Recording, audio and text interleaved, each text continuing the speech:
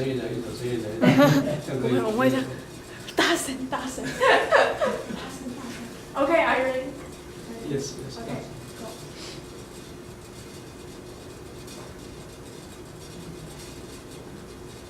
You go professional.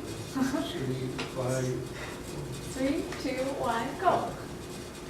Okay, hello everyone. Welcome back to our Wednesday afternoon English live broadcast here in the Self-Learning Center. Today we will continue our discussion of sense and sensibility from last week. Last week we talked about a certain kind of sense and sensibility related to social science. I talked about my experience as a double major in psychology. Today, I have a very special guest with me here today. He is a geological engineer, a professor of geology from National Cheng Kung University, and if you can't tell, he happens to be my father. He is, by every definition, a natural scientist. And today we will learn from him about his experience in using English and learning English. So, Professor Wu, Dr. Wu, Yes. thank you very much for being with us today.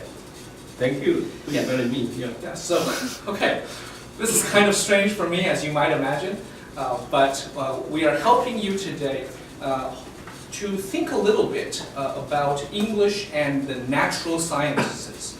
I know that some of you out there, some of you who are watching now or in the future, you are interested in pursuing a career in science. Maybe you are a physics major, a chemistry major. Maybe you study technology. Maybe you study medicine or pharmacology or public health. Today is for you. Today we'll be talking about science, which actually a lot of English majors fear. A lot of English majors are terrified of science and math, but yeah, you are not, right? You are not scared of math or science, right? Science to me is okay, but math to me is a little bit difficult. Yeah, actually, science, or let's put it this way, math, physics, and chemistry is the basic science for all the science major anyway. However, for my major in earth science is also the basic science in my definition. Because every day you go out, your daily life are related to the earth science and the so-called natural science. Okay. Would you tell us a little bit, so students who are watching would be interested to know, how did you begin? How did you start your journey toward becoming a scientist? How did it start? Well, there's a joke. The people will ask me why you becoming or why you go to the PhD program to study for the doctoral degree. Actually, I had this question for one of my professors before, and he's very famous paleontologist. And he told us that your brain has worms in there. Okay? Your brain was bite by the worms. 脑子里长臭虫。所以会读博士是因为脑子里长。Okay, that means that you are crazy and you are maybe some way people look at you as stupid. Okay, so students out there, if you're watching, don't listen to him. Okay? If you want to be a PhD student, that's a great thing. Okay, that's wonderful. Yeah, becoming a PhD is sort of like the highest level for education in your whole life. Because after that you are liberate from the study. Because after that, whatever you study is you study for your personal life. Yes. Okay, not for certain field or for certain book.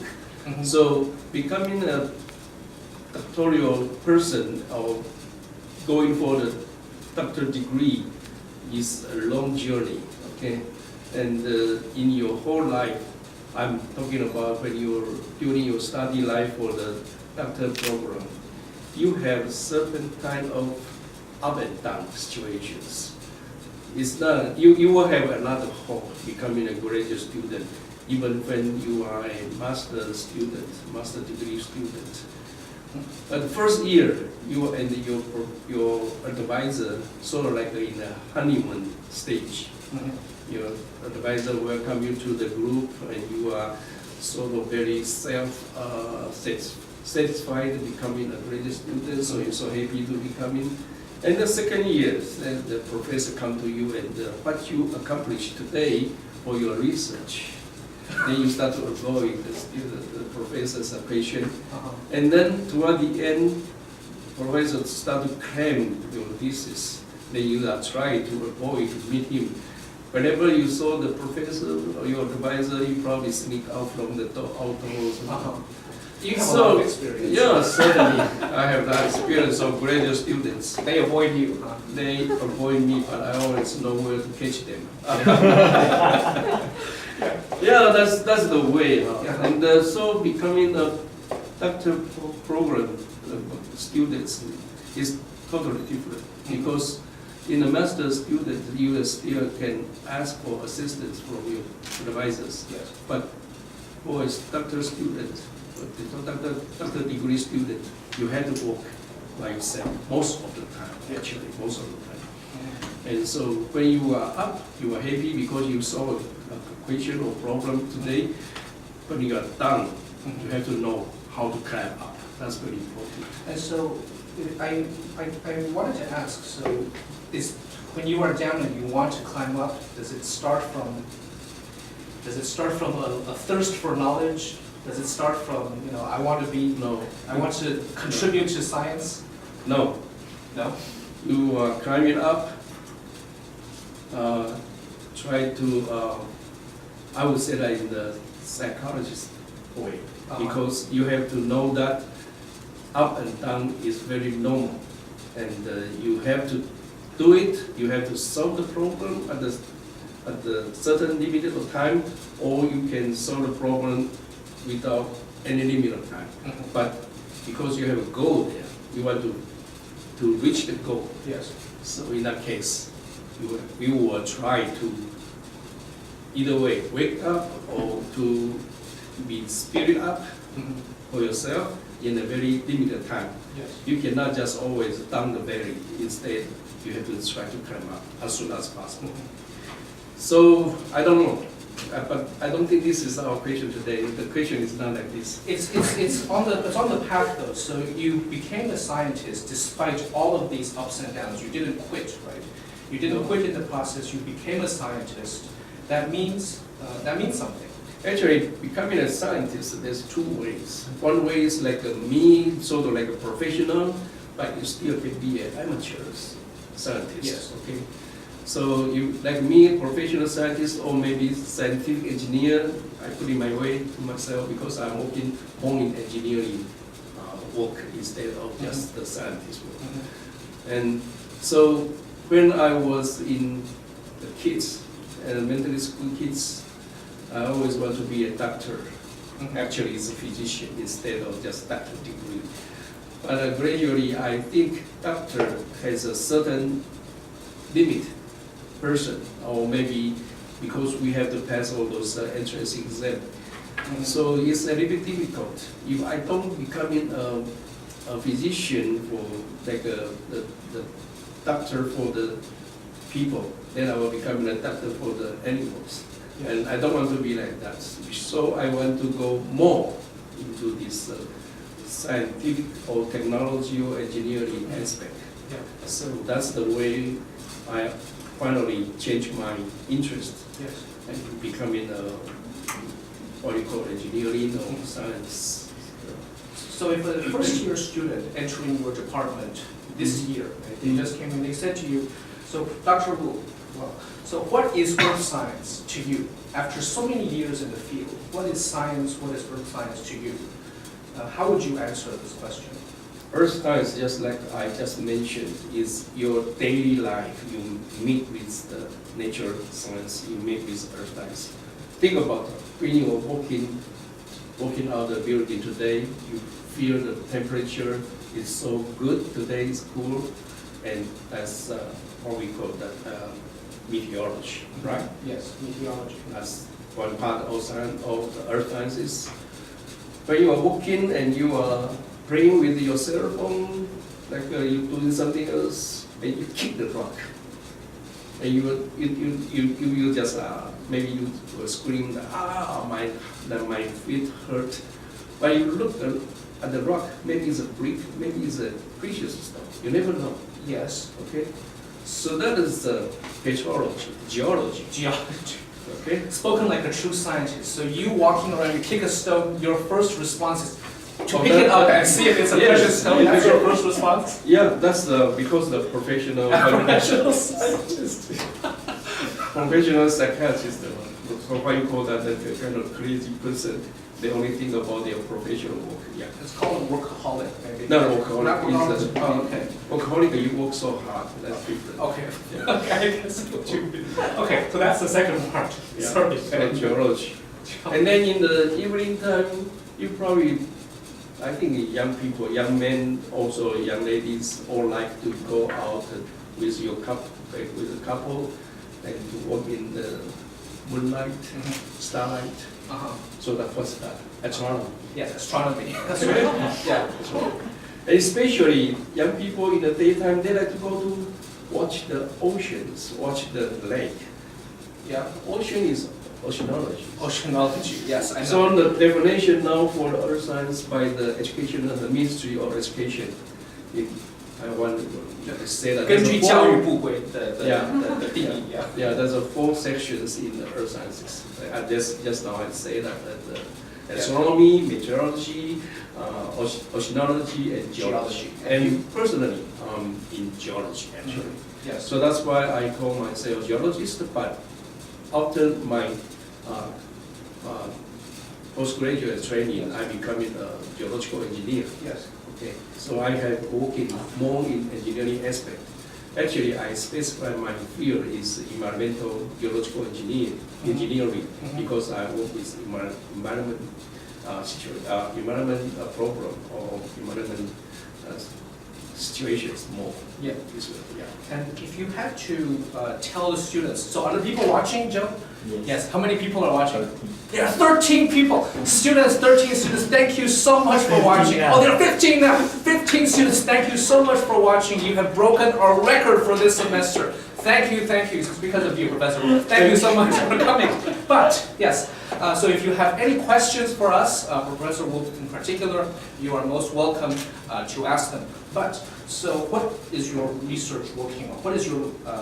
What is your most recent project? What are you working on?